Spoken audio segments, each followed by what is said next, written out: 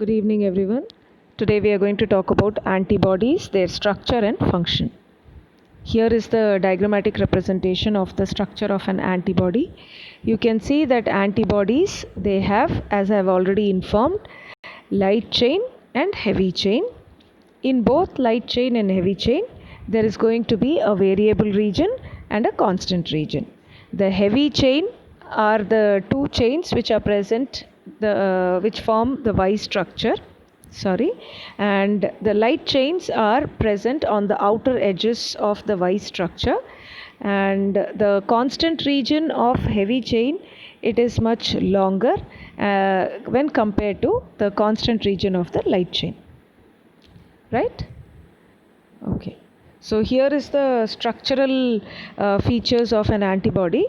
Antibodies, they are basically made up of two light chains which are identical to each other, and the approximate size is 25 kilodalton, and two heavy chains which are again identical to each other, and approximately they are 50 kilodalton in size.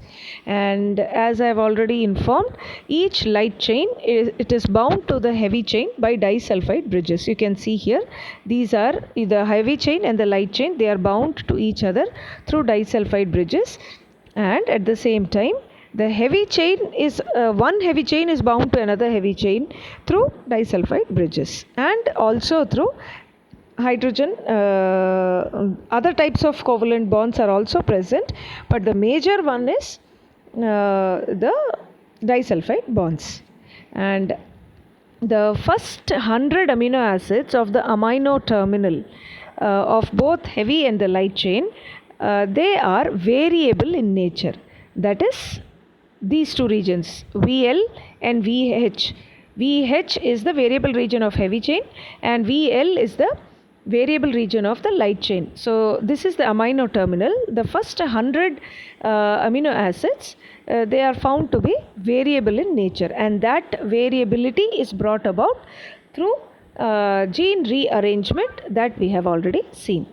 And this is referred to as those variable regions are referred to as VL, VH, and CH and CL.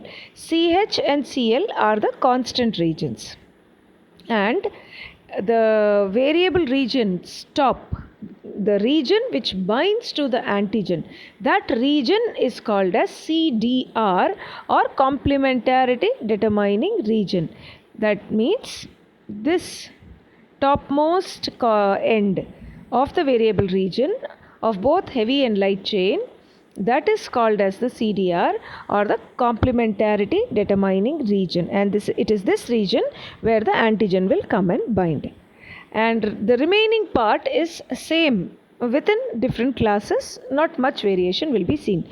All the variation is usually seen only in the variable region.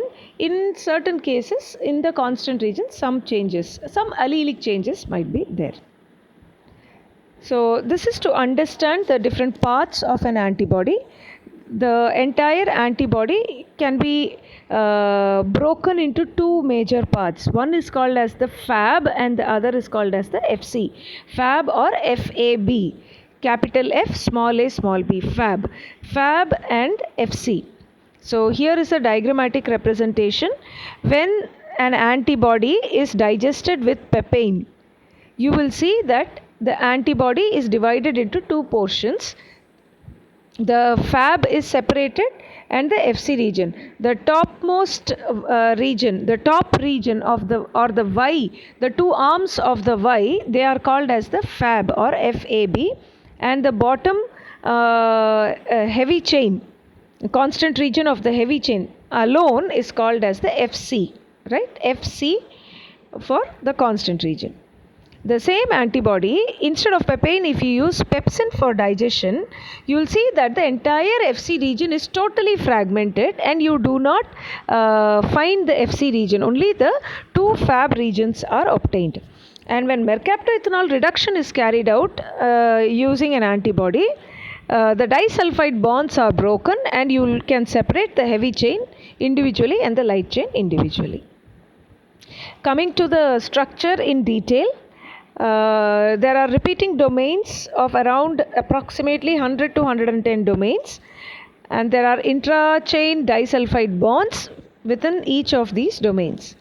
And the heavy chain, there is one variable region, and there can be 3 to 4 constant region in each of the heavy chain. There are 2 heavy chains. Similarly, in light chain, there is going to be one variable region and one constant region. And other than this, in some of the antibodies like IgG, IgA and IgD type of antibodies, there is also a special region found called the hinge region.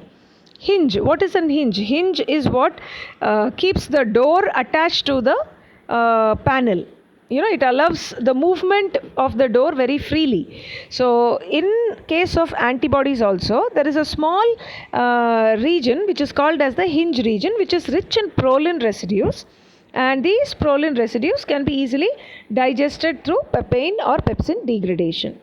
And there are a lot of cysteine residues found in this hinge region due to the disulfide bonds which are present. And hinge is found in 3 types of antibodies: IgG, IgA and IgD. Whereas IgM and IgE, they do not have hinge in their structure.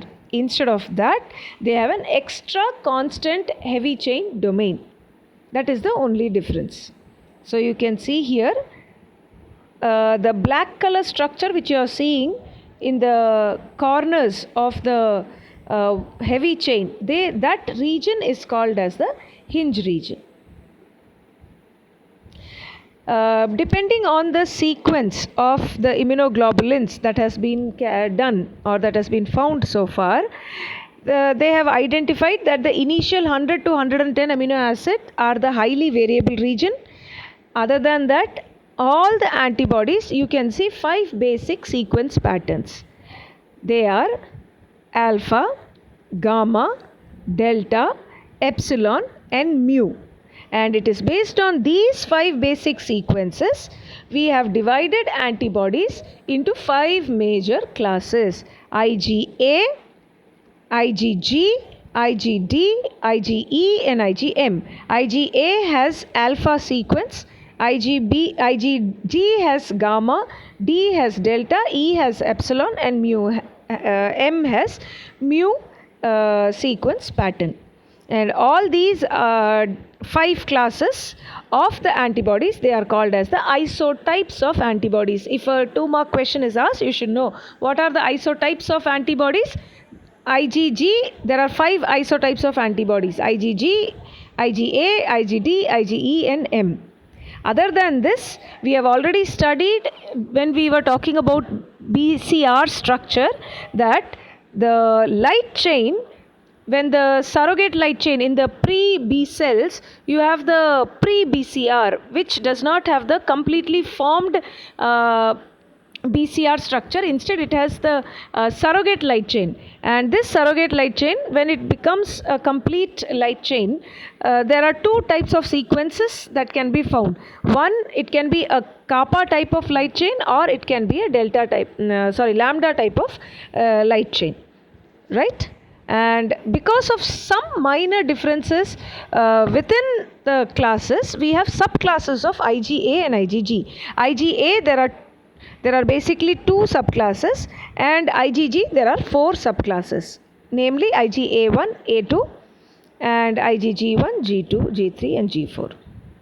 And CDR, or the complementarity determining region, are hypervariable because of gene rearrangement that is taking place in the gene of variable region of both heavy and the light chain. So B cell receptor, as we have already studied, I am not going to repeat it. They are also called as the membrane bound Ig or MIG. They have a very short cytoplasmic tail, hence they cannot transduce signal. That is why we have a co-receptor along with MIG, which is called as Ig alpha, Ig beta, which has a long cytoplasmic tail. All this we have studied when we were talking about B cell receptor structure and function. And in some of the cells, it has also been found that Fc receptor alone is found.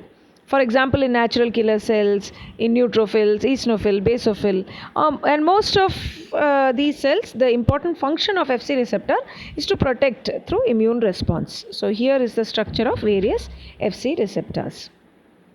And major job of Fc receptor is to transport antibody when they are produced across the membrane so that the antibodies can go out of the cell and go and carry out their function. Opsonization is again another important function, and other than that there are few more other functions. Opsonization I am not going to repeat again, we have already studied enough when we were talking about complement pathway, so this I am going to skip. So here is the structure of different isotypes of antibodies. Please understand, if a 2-mark question is asked what are the different classes of antibodies, you have to write IgG, Ig, the 5 types. G, D, E, A and M. Similarly, the same question can also be asked as what are the different isotypes of antibodies. In that case also you need to write the same 5 classes. So here is a detailed explanation of each of the class or isotype of antibody. I am not going to tell you, please go through it. The basic structure I have given you. After that, slight variation in the structure gives you the different types of antibodies. IgM, you will see that each of these antibodies, their concentration in our body varies. For example, IgM, approximately 5 to 10% of the immunoglobulin which are present in the body will be IgM type of antibodies. Whereas IgA, if you see, it is around 10 to 15% of the total serum antibodies. So here is the structure of IgM. IgM exists as a pentamer, whereas your IgG, it exists as a monomer, right? Similarly, IgA exists as a dimer, and the 2 chains are joined in between by a special structure called the J chain. This J chain keeps the 2 molecules of IgA bound together. And as I have already informed, IgA has a hinge region, right? So this is the structure of IgA. IgA antibody are the major antibodies which are transported across the cell, and the process is called as transcytosis. Then comes IgE. IgE level in the serum is usually very, very low, and you can see the structure. IgE also exists as a monomeric form. Then we have IgD. IgD also, concentration in the serum is very low, and cross-linking of bound IgE antibody with the allergen will lead to activation of B cell or mast cells. And this is something very important. The antigenic determinants. What are antigenic determinants? Antigenic determinants are the regions which bind to the antigen, right?